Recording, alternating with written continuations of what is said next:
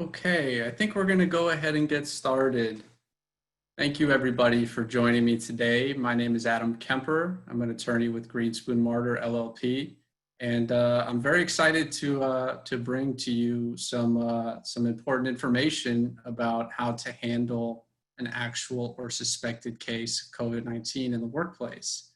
The fact of the matter is, we're still in the midst of this pandemic. It's not going anywhere. We've been dealing with this for as many as 3, 4, 5, 6, 7 months now, depending on where we're from. And, this is a situation which we just can't hide from. We really just need to sort of embrace this as our reality and begin to address some areas within our workplace which may need to be cleaned up and fixed so that you don't have to deal with any workplace related audits or lawsuits. So showing up on your screen now is some information about me. If you're tuning in for the very first time to one of my webinars, I thank you.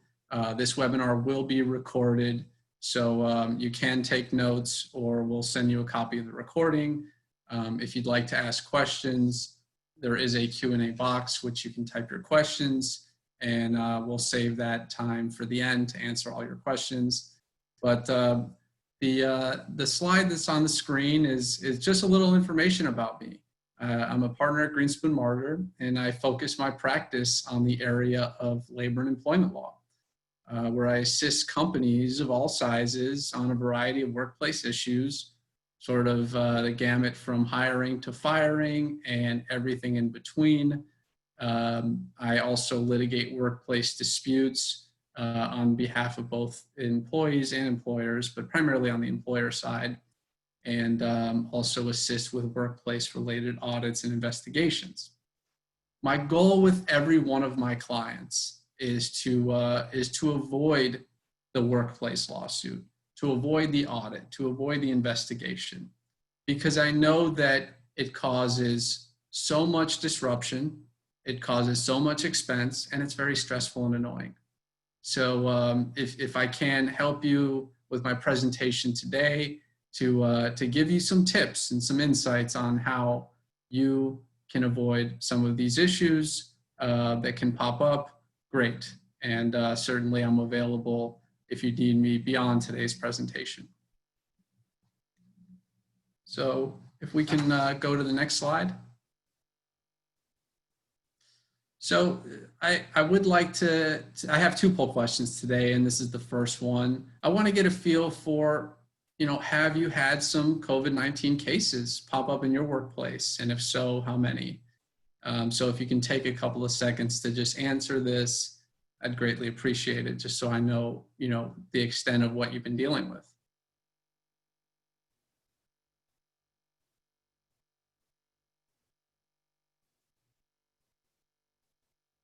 So the results will generate shortly, and thank you for your participation.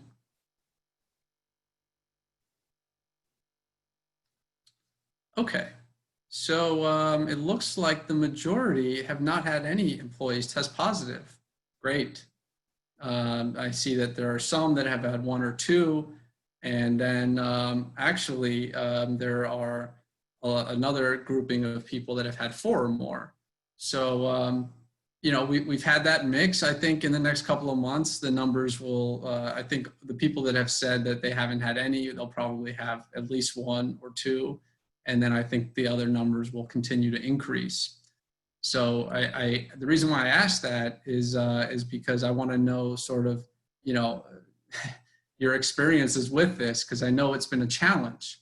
And I know that I've already seen some of the first lawsuits and audits come in, those that are reported, of course, dealing with allegations of unsafe working environments relating to COVID and the spread amongst employees in the workplace. So if you've had cases in your workplace, you've probably dealt with the stress of, what is the latest guidance? I have county orders, I have state orders, I have federal orders. I have CDC guidelines, I have Fox News, I have CNN. It's overwhelming. It's trust me, I'm paid to sort of be on top of this, but for you guys to be running your organizations and dealing with HR issues and also to deal with that, it can be an absolute nightmare. So that's why I'm sort of here to be a resource for you. But what I wanted to bring up sort of at the forefront of this presentation is that, you know, we're dealing with a very sensitive time for a number of reasons. And I think you all know, if you've been sort of paying attention, what I'm talking about. But companies right now are under a microscope, and they're going to be scrutinized in the courts through audits and investigations based on their actions and reactions to how they handle the COVID situation in the workplace. And I can tell you that it pays to be very flexible and patient. And every piece of guidance out there, and I have CDC guidance right in front of me here, talks about encouraging employers to be flexible, to have policies and procedures in place to prevent and reduce the transmission of COVID-19 among other people, not just other employees, but other people that may come onto the work site. And if you put your head in the sand, if you just don't care about this, if you want to act in good faith, I think all of the ways that you handle this, they're all going to be scrutinized.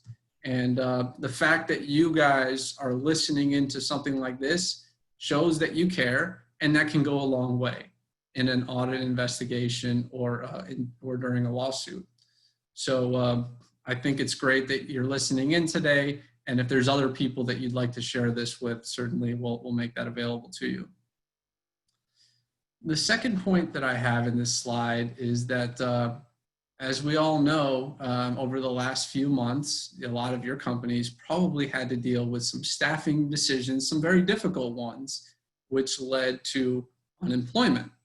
And depending on the industry that you're in, you may have had to shut down operations completely. You may have had to lay off a lot of workers or furlough some workers. And that's led to record and actually historic high unemployment levels. And what we tend to see with unemployment, couple that with the unprecedented nature of this pandemic, is desperation.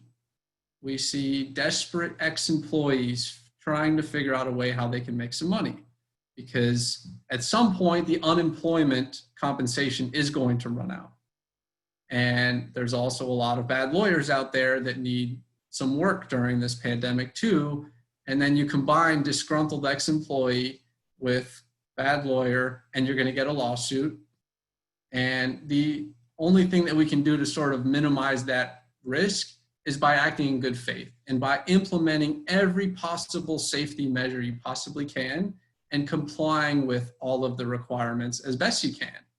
Because there's nothing that we can do to stop the discussion between disgruntled ex-employee and bad lawyer, but what we can do is make the decision for disgruntled ex-employee very difficult for them to want to go after your company because you've done everything the right way. And then couple that with bad lawyer who maybe doesn't want to sue a company that's done everything the right way. So if we can do all that we can to put you in compliance on the front end, you'll save a lot of headache, a lot of money, and a lot of grief on the back end from those lawsuits, which there will be an avalanche of lawsuits, and some of them have already started to come in. There's been reports of Amazon workers and some of the workers in the meatpacking warehouses that have already brought some of these early stage lawsuits against their employers for not maintaining a safe working environment. And it seems to me that courts are deferring to Osha, the Occupational Safety and Health Administration, for their handling of this. But the fact of the matter is these employers are getting dragged into court, and it's no longer becoming a private scenario where OSHA maybe comes on site and does an inspection, employees are filing public lawsuits. So it's not too late, okay? We are in July, but it's not too late to take action now, today, or as soon as possible, to avoid the lawsuit or audit and to minimize the potential exposure. Next slide. So what should you do when an employee has COVID-19 or symptoms related to COVID-19? Well, I sort of alluded to this in the last slide, but follow the latest CDC and OSHA guidance. Okay, and I know we're giving you a link to some of the latest CDC guidance. This stuff is changing like all the time. CDC actually had some updates as recent as July 22nd, so 8 days ago, and significant changes too. That, you know, the universe, we don't just get alerts when these changes come out. So it does take someone like me to stay on top of it and to do something like what I'm doing now and advise as many people as I can, to help as many people as I can. But it also takes some homework from you to also just continue to check CDC, continue to check OSHA. EEOC is not listed on the slide here, but the Equal Employment Opportunity Commission, they're continuing to update their guidance on how to handle this. States and municipalities, county level ordinances are constantly changing. So it's a lot of information that you have to stay on top of, but it does pay to spend the time, you know, spend maybe 30 minutes in the morning, maybe less, just clicking through some of these websites to see if there's any changes. Of course, you can always give me a call and I'm happy to share with you the latest that I know of. If you follow the latest guidance and you implement it into your workplace, you're doing all that you possibly can. And in the event you do get sued or you're audited will likely come out okay in your favor. If you get sued, can't stop people from suing, okay? But your possible exposure is next to nothing if you've done everything that you could to follow the latest guidance. So item number 2 is liability waivers. And I've gotten this question a few times, and I've posted about this on my social media that, you know, I don't recommend them, you know, for employees. You know, possibly you can have them in other scenarios where, you know, you have customers coming on the work site, but I do not recommend them for employees because there are things included in a liability waiver that are just not waivable. Like, you can't waive an employee's rights to workers' compensation. You can't waive or prevent an employee from filing a claim with OSHA. And I also think about, you know, what message are you sending back to your employees if you present them with a liability waiver? You're basically saying, we don't care if you get hurt here or injured here, so long as you sign this, because then you can't sue us. All right. I don't like the message.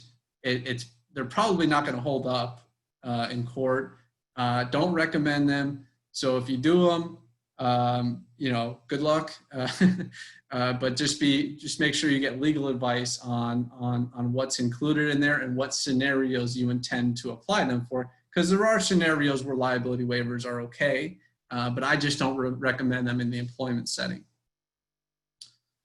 Item number 3, and I covered this in great detail in the last webinar that I did in terms of setting up your workplace. And the last webinar I did was about reopening your work site and some of the legal issues involved in that. But with item number 3, make sure that your workplace is set up with all available safety measures and protocols. Ensure social distancing is in place. Put up signage. Facial coverings are still required. So put up a sign about that, just reminding employees to wear a facial covering. Wash hands. A lot of common sense things to do, but some people are visual learners and they need to see the sign.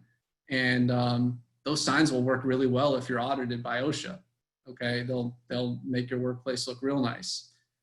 So just, set up your workplace and actually enforce these measures too. One thing to have a sign, it's another thing if everybody's walking around without a mask on and people are not washing their hands.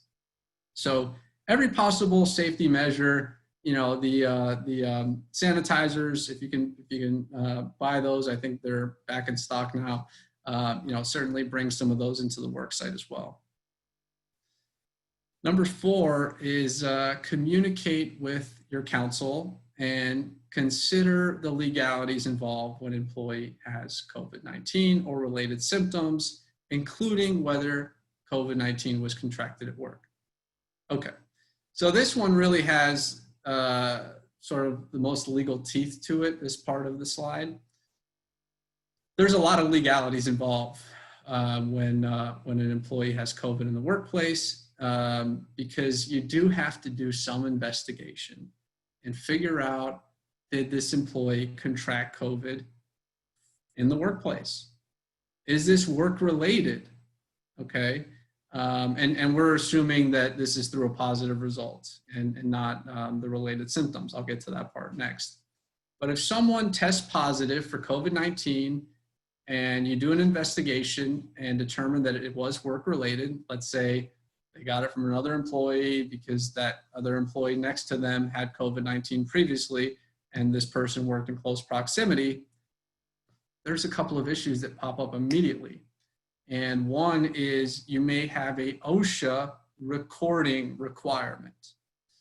If you don't know what that means, we can have a separate discussion about that. But basically, there is a legal requirement if your company has 10 or more employees. And I know there's already been a question about size of employers. You have an obligation to record and report certain workplace injuries and events. And if someone tests positive, there's new guidance from from OSHA. Actually, it's not that new. It's from end of May, which requires that you record it on a Form 300 when you determine that it's a workplace-related COVID injury. So you have to keep a log. You have to keep this report available for that OSHA inspection, so that they can see, do you have all the appropriate data here? Did you log this? And, it's a requirement to record that data. The other issue you have to consider is this something where this individual may need workers' compensation documentation? They suffered a workplace injury and you determine that, the answer is they should probably at the very least get the paperwork to apply for workers' compensation. You should not in any way interfere with that process because that's a separate violation. And in fact, you should encourage it, okay? So you have insurance there. Hopefully everybody on this webinar has the workers' compensation insurance in their respective areas. So don't get in the way of that. Encourage it, let the employee do what they need to do to get their workers' compensation benefits. If they're eligible, that's not for you to say, but just like I said, don't get in the way of that. And then item number 3 is there's 3 additional laws we have to think about.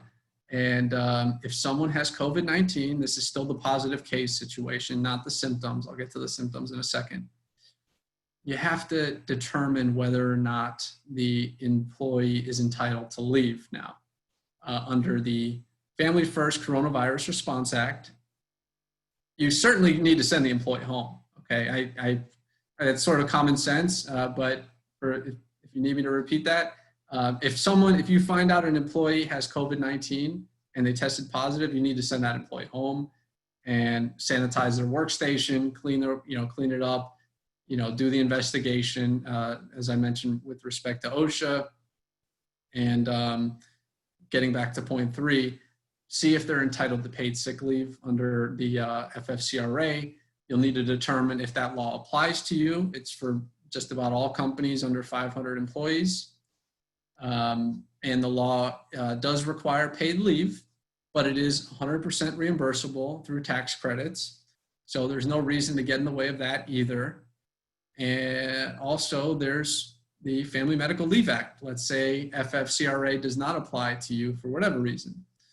There's also Family Medical Leave Act, which you have to consider if someone has a serious health condition relating to COVID-19, or whether they're entitled to other accommodations under the ADA. So it's not a sort of snap of the fingers, simple scenario when someone has COVID-19.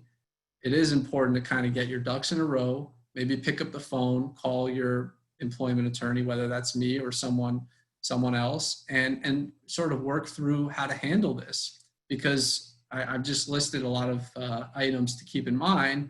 And if you can do this on your own, then definitely go for it. But certainly, you want the backing of an attorney to make sure that you do it the right way to help you with this process. So on top of what I just mentioned, as part of the investigation, you need to find out if the affected employee has come in close contact with other employees.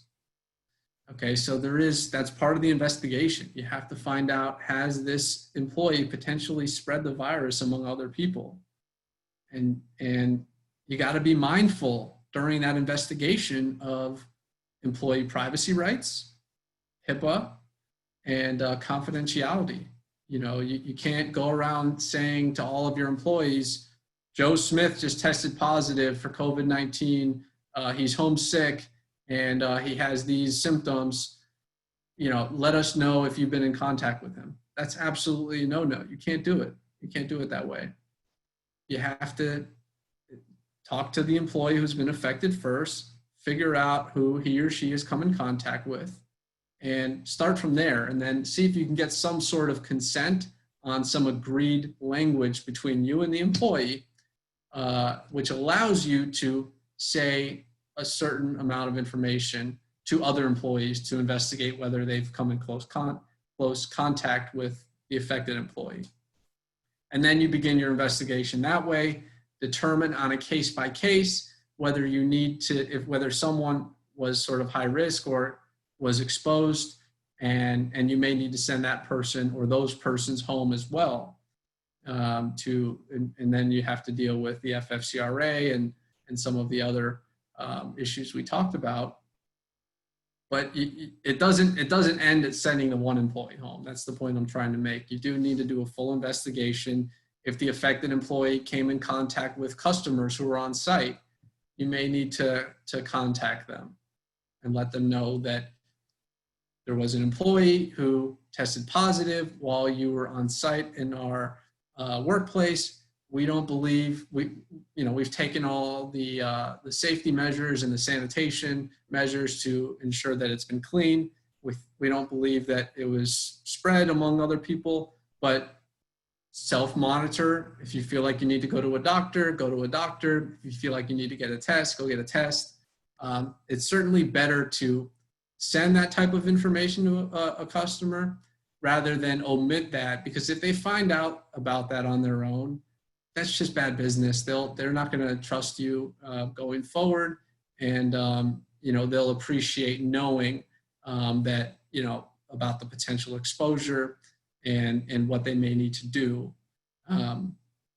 So there's a lot that goes into this, and it can be sort of an HR, I don't want to say nightmare, but it could be a time-consuming process for HR. But once you get this process in place, and once you get a feel for these laws and these requirements, it'll be easier. And because this is not going away, I think this will be a reoccurring theme as time goes on, kind of like what we deal with when we have like a harassment complaint or a discrimination complaint or a FEMLA situation. I think this will sort of fall as its own category of new HR issue to deal with. So next slide. So I'm here to offer you some solutions. Well, actually, before we get into that, I have a second poll poll question for you. And this is, do you conduct any daily screens of your employees? And if so, what type? If there's a different type that's not on the list, certainly click other, and click as many as you'd like to if you do temperature screen and self-reporting.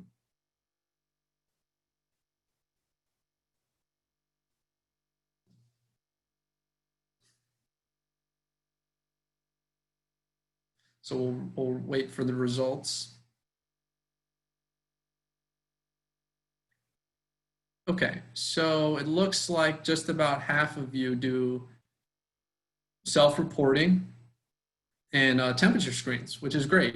Those are definitely recommended. They're permissible, and you know, you've gotten a blessing from the EEOC, from Osha, from CDC on these forms of screening, certainly with caveats, and they all do have caveats. With temperature screens, you just kind of need to know that COVID-19 comes in many shapes and forms, and someone may have COVID and may pass your temperature screen. So that should not be the only factor that you use to decide whether or not there's a possible risk in the workplace. And self-reporting, it's kind of like an honor code system, and some people, you know, lie, I hate to break it to you, and they may not report that they're experiencing symptoms. And the reason for that is because they need the money. They need to work, and they fear that they may lose their job if they're not working, or they cannot afford to take leave. Even though there's the FFCRA that's out, there are caps to it. And those caps may hinder a lot of people financially. So, you know, you need a combination of things, and you need to kind of monitor things as best you can. But besides those two things, self-reporting and maybe asking employees, which is a different form of reporting, you know, are they experiencing any symptoms related to COVID-19? And just having them check off on that each day, you know, those are really the ways to screen. I mean, you can't swab people before they walk in, and there's not a scenario today which allows rapid results. So we may see that in the future, where we could have literally employers swabbing their employees before they come in and getting a rapid result to see if they've tested positive or negative for this. So I wouldn't be surprised if we get that in the future.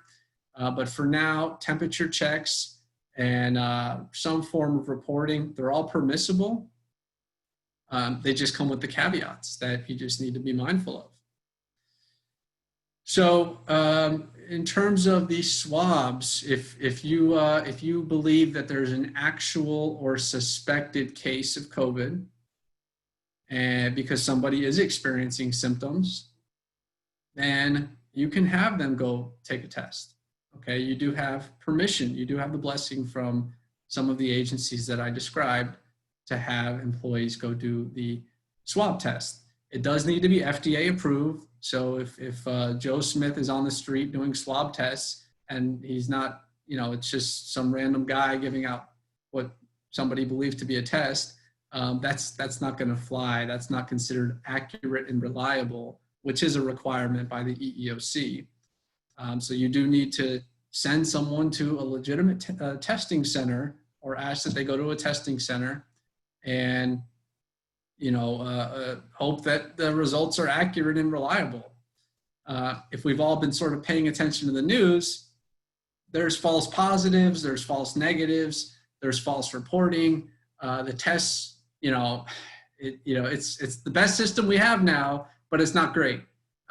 You know, if you've been paying attention to this, and I certainly have. So you can do it, but just be mindful that it's not always accurate. And part of the reason that CDC recently actually shifted to sort of focusing on the symptoms rather than the test results is that's part of the reason for it, that these tests are not accurate. They take so long to come back with the results. They're anything but rapid. So somebody could be out of work for 4 or 5 days before they get the results back. And if they were tested too soon, then the result may have not been picked up on the test, if that makes sense. So testing is well, let me just put it this way. The CDC has shifted its recommendation from focusing on positive results or negative results to now focusing on symptoms and how long someone has had symptoms. So what I mean by that is, in their most recent guidance, and we sent this to you earlier, the CDC now allows people to discontinue isolation from COVID-19 if 10 days have passed since the onset of the COVID-19 related symptoms, and 24 hours has passed since they've had a fever without taking any fever medication, and their symptoms have improved. If you check off those 3 boxes, regardless of what the tests say, the employee can come out of isolation and come back to work. Now, I know that makes a lot of people uncomfortable, because they may say, Adam, are you telling me that the CDC is allowing someone with a positive test to come back to work if 10 days have passed and 24 hours have passed without a fever and the symptoms have improved? I'm saying yes, but you probably should maybe take another additional step. My recommendation would be, if someone checks off those 3 boxes, the 10 days, the 24 hours, the symptoms have improved, but they still test positive or they still have a positive test, my recommendation would be, get the doctor's note. Get the doctor to offer his or her opinion on whether or not this employee is susceptible to spreading the virus, because you're following the CDC guidelines and the person is still testing positive, but you're not the medical expert. So allow the medical expert to sort of offer his or her opinion, and then you can rely on that in good faith to bring the employee back. And I'd feel more comfortable with that versus not that step, okay? So you can still rely on the test, by the way, okay? The CDC has not totally removed the reliance on the 2 negative tests to return. You can still require that someone test or have 2 negative tests within, 2 consecutive tests, at least 24 hours apart. That's what the test-based strategy is. You can still require that before someone comes in. But the fact of the matter is, a lot of time can pass before they get those results. And there are certain people, and I've friends and clients in the medical community that tell me that with certain people, the virus stays in their system for months, and they can test positive for months, even though they may not be showing any symptoms, and they may not be susceptible to spreading it to anybody. So the test-based strategy doesn't work in every situation. That's why the CDC has gone to the focus of the symptoms. Certainly with asymptomatic people, testing is the only way, because you can't focus on the symptoms with asymptomatic people. So the CDC is currently recommending that a person can discontinue isolation, return back to work, if at least 10 days have passed since their first positive diagnostic test. Now, these are all swab tests, or the viral test. This is not the antibody test. The antibody tests, they're great for peace of mind, but they should not be a deciding factor for companies in determining whether or not to bring back an employee, because it doesn't show if the employee has coronavirus in their system at the current moment. It shows that they may have had it at some point in the past. So antibody tests should not be the focus, and all the agencies agree. So that's a good thing. So don't focus on antibodies, focus on the swab, or if they come out with something kind of like that, hopefully with more rapid results, you can focus on that as well. Now, item number 2 is sort of a practical recommendation, but also kind of goes to my good faith recommendation before, and it's to be flexible and patient with people. give employees the benefit of the doubt during an actual or suspected case of COVID-19, because yes, you may not believe an employee, and employees lie, like I said before, but if they are right and you're wrong, that can look really bad. So I always say that bad employees figure out a way to fire themselves or get themselves fired.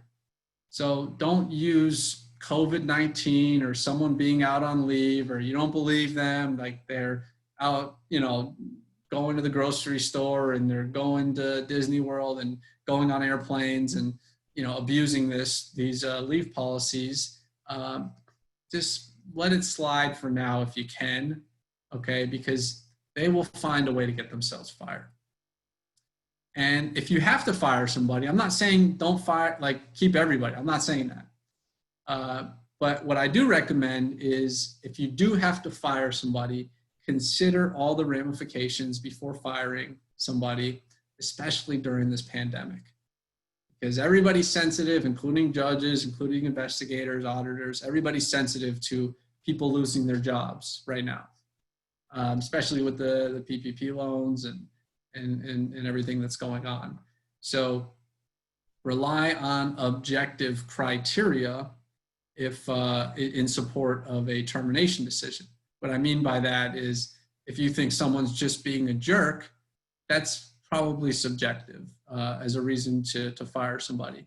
Whereas if someone is late 15 times in a row, that's pretty objective, and it's a sign that someone just does not understand the requirements of a schedule. So it's okay to terminate the latter situation.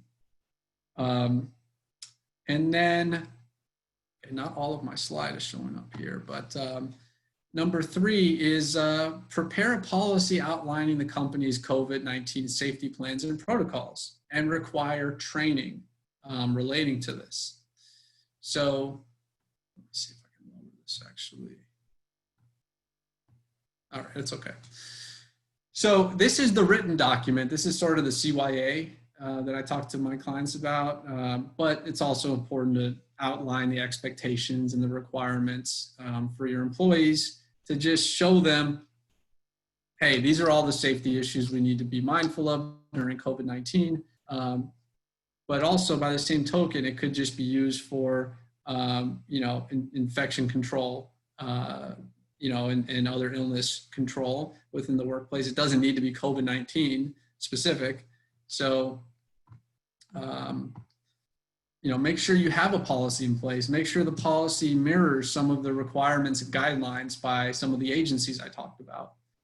The agencies, and I think one of the documents I gave you is actually fantastic for providing recommendations to put in those policies. It's something I can certainly help you with too. I've already helped a number of companies with these policies and procedures. But it's important to have it in place, not only to enforce in your workplace, but also to serve as the CYA in case you're audited or in case there's a lawsuit. You can show the judge, you can show the auditor, you can show the investigator the policies and procedures you have in place and that you had every employee review and sign. So it's kind of like the same thing I recommend for employee handbooks. Same rationale. And also require training, okay?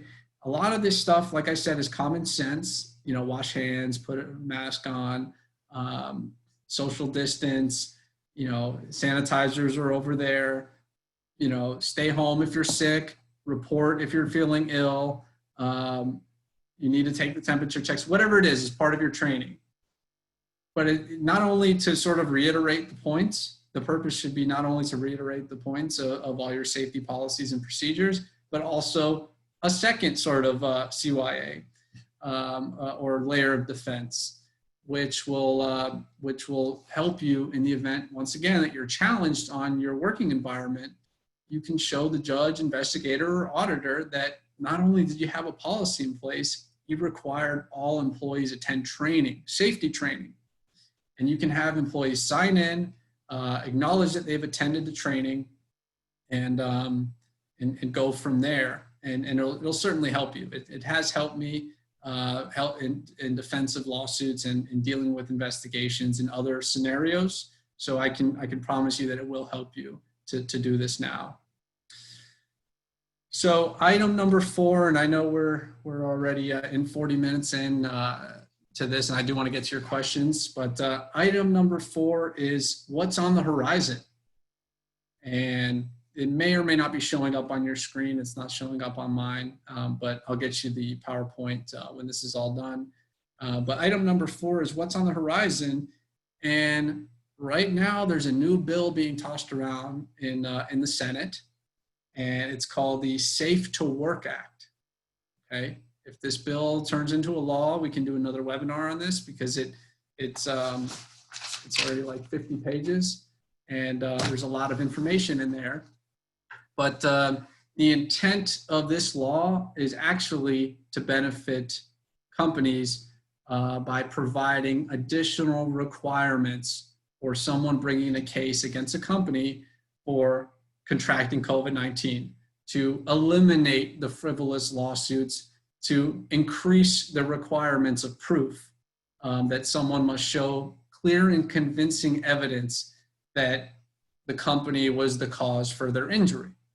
So this new law, if it's passed, certainly we can talk about it in greater detail in the future, but it is on the horizon. It is being tossed around in Congress right now, and it will provide some defense to prevent and deter the frivolous lawsuits from coming out relating to COVID-19 and how someone contracted it, whether it be in the workplace or whether it be going to an event or a store or what have you.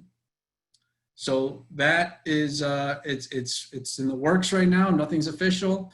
One thing that the bill does talk about is that it in no ways precludes the government, i.e. Osha, from continuing to bring its own claims against companies for safety violations. And it doesn't preclude someone from bringing a claim for workers' comp. So my takeaway from that is it really is applicable in the personal injury setting. And if someone's going to bring a claim for negligence against their employer, that they're going to have these increased proof requirements. So if this law does come out, I will either come out with an article. I'm sure it'll be all over the internet soon. But it's brand new. This bill is brand new, so it'll potentially come out with the next stimulus package plan that Congress is working on now. So next slide. So I've already received a number of questions. Certainly now is the time to put them in the Q&A box, and I'll start answering them. So thank you for submitting your questions. Thank you for tuning in, whether on the live version or the recorded version. The first question is as follows. I have an employee who tested positive. After 2 weeks at home, she was symptom-free for 3 days. Based on the new CDC guidelines, she was eligible to come back to work, okay? But she retested in abundance of caution and retested positive. Can we require a negative retest after a positive? So that's a great question. And I sort of covered this before with respect to the new CDC guidelines and still the permissibility to require the test-based strategy, which is 2 negative results before returning. To answer your question, you can require a negative test. The CDC is not saying we're eliminating the test-based strategy. They're just saying they're shifting from test-based to symptoms. You could also get the doctor's note, as I explained before, and put it on the doctor to offer his or her medical opinion that this person is fine. They're not showing symptoms, and they're not susceptible to spreading the virus. But if you want to require another negative retest, absolutely.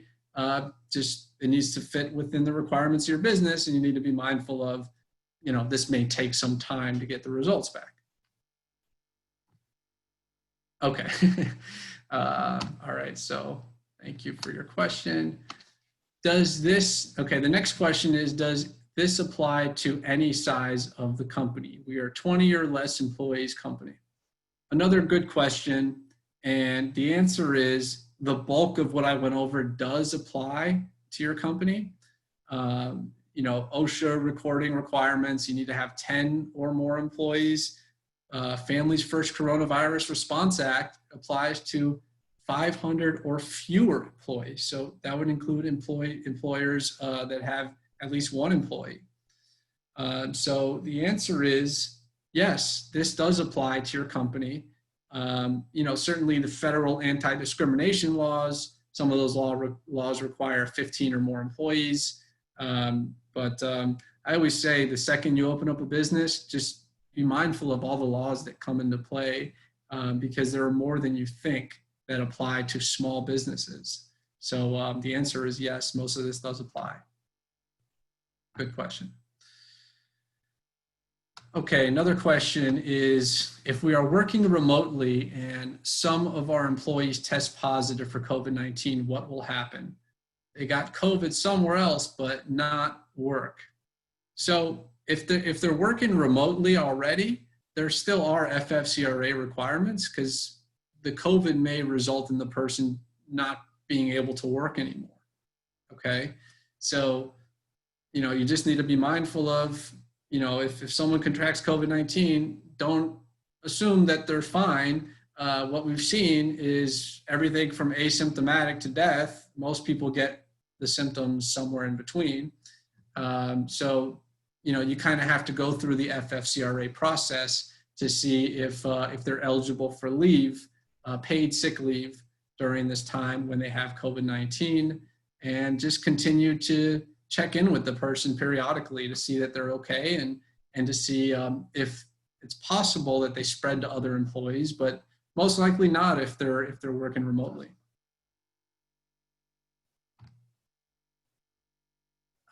Is it true the CRE is just for companies with 100 or more employees? So I'm trying to think, what is the CRE?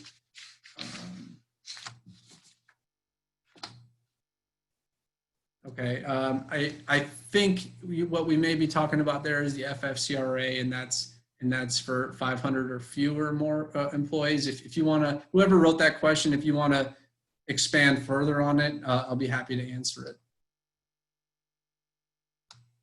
Okay, next question. Thank you for all your questions, by the way. I do appreciate answering them, and if I can help you in any way. Next question is, are they entitled to FEMLA if FEMLA does not normally apply because there are fewer than 50 employees in the company? So the Federal Family Medical Leave Act does not apply if you're under 50 employees, but eFEMLA, Emergency Family Medical Leave Act, does apply from now or from April 1st, 2020 through the rest of this year. So if you don't, and I covered this a lot in my last webinar, and I'm certainly happy to talk through it now, but this is a law that came through the CARES Act, which mandates that all companies with 500 or fewer employees provide paid sick leave to their employees, and one of those sub-requirements is Emergency Family Medical Leave Act leave, in which someone can receive as much as 12 weeks of leave if they are taking care of a child. They're the primary caregiver of a child who's been displaced due to school closures or child care centers closing for COVID-19. So that it's really limited. So if that doesn't apply and it's just a serious health condition or a pregnancy situation, then you don't need, and you're under 50 employees, you don't need to worry about the Family Medical Leave Act.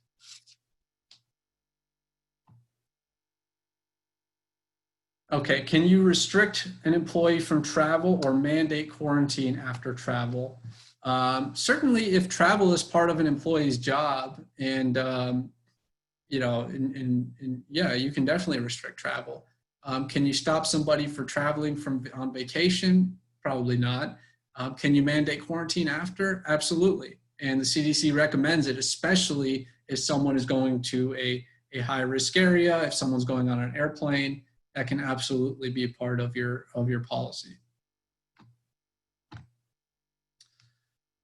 Next question is, do you know if pregnant women have a right to stay home if they are considered high risk?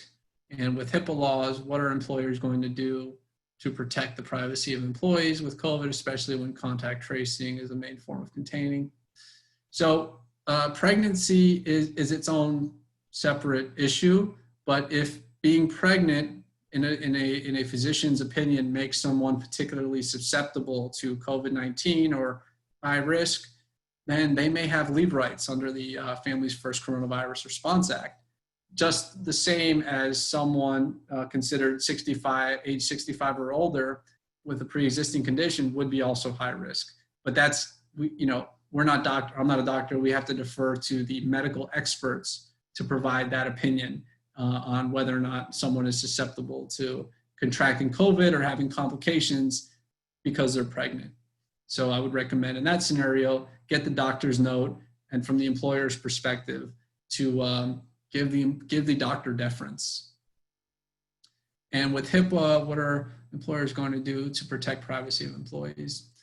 So, privacy and confidentiality should be, should be at the forefront of consideration during this time, because there's a lot of medical information being tossed around with respect to COVID, and employers really need to kind of limit their receipt of that information. So if there's an HR person that would be responsible for obtaining that information, they should just limit it to only the HR person to receive that information and not for it to be a lot of other individuals involved. And that HR individual needs to be trained on HIPAA and confidentiality and should know to be very sensitive in not disclosing any protected health information. Okay, thank you for all the questions. Do we have to allow parents to work from home if their kids have to stay at home due to COVID and the new guidelines? Let me see, relating to school. Do we have to allow parents to work from home? Okay, so there's two answers to this, and I've gotten this question recently. So there is the eFEMLA, which I talked about, which mandates that that if an employee cannot work or telework because he or she is taking care of a child who's been displaced due to COVID-19, then there is a requirement to provide up to 12 weeks of leave for that. There needs to be a showing that the employee cannot work or telework, notwithstanding those childcare responsibilities, and that no one else is able to take care of the child. And you can also require proof of the school closure or the daycare center closure as part of that. If FFCRA doesn't apply to you, or if the employee has used all of his or her leave under eFEMLA, then yes, you can absolutely require that the employee come back to work and make other arrangements.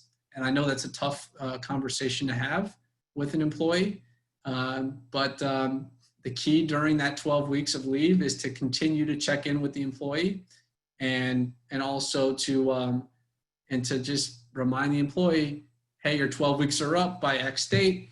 You have a job that requires on-site work. We're going to need you to come back, so that there's sort of a paper trail leading up to the return date. And if the employee is unable to return, and I just dealt with this question recently, I say, give them a few more days to figure things out. And after a few more days and you've given them every chance to return, they cannot, then yes, you can sever ties with the employee.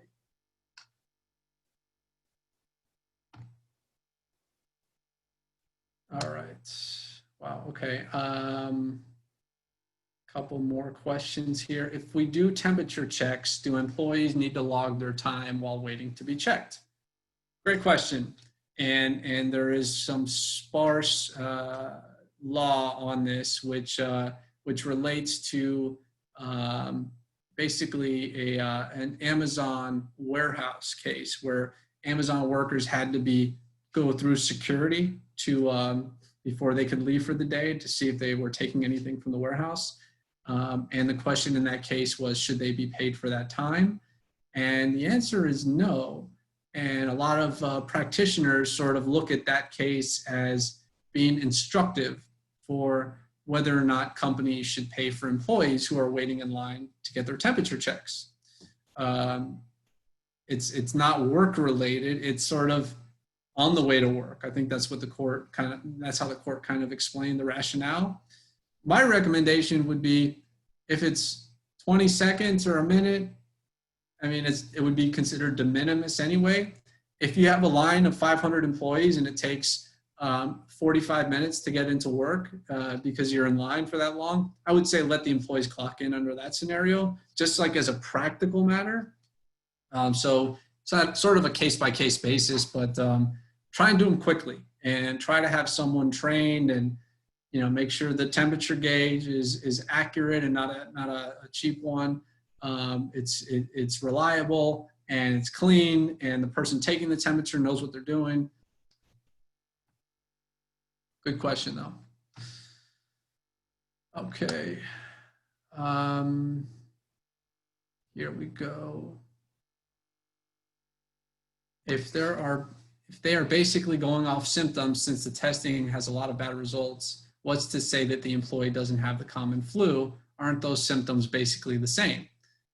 Yes. Well, that's, and I probably should have said this at the forefront, but I recommend that, other than with OSHA recording requirements, that you treat COVID-19 positive cases and COVID-19 symptoms the exact same.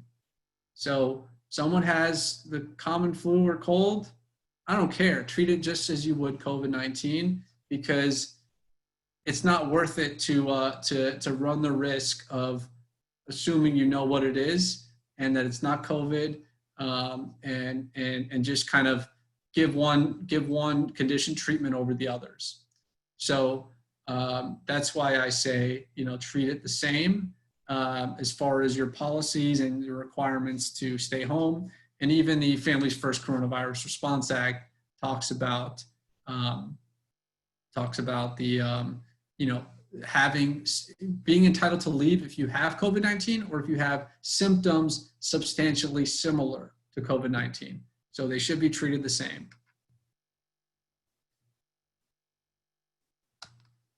All right. Just a few more questions. I do want to be mindful of your time here. It's almost 3 o'clock. I think I'm going to do one more question, actually. So let's see.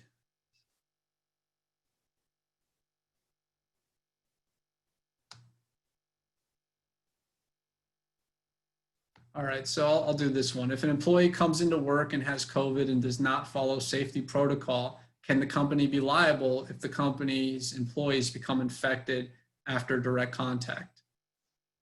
The answer is yes, it's possible you can become liable if the reaction to that is not done properly. So a lot of what we talked about is doing the investigation, minimizing the spread, being as proactive as you possibly can be. And yes, you're not going to be able to stop people from taking their masks off at all times, or from social distancing, or from lying about how they're feeling. But your reaction to that, to a positive case, can be controlled by you. So if you need to get on the phone with me or an attorney that you work with in this area to just run you through the quick guidance, definitely recommend it before taking any action, because your reaction is what's going to be scrutinized. And the policies before that, the fact that you had them in place, great. The fact that the employee didn't follow it, that's bad. That's on the employee. But if you all have any additional questions, my contact information is going to come up on the next screen. Thank you all for joining. I really appreciate your questions and your participation. And I'd like to continue on with these in the future. So if you enjoyed it, just let us know. And I hope you all have a great day. Thank you very much.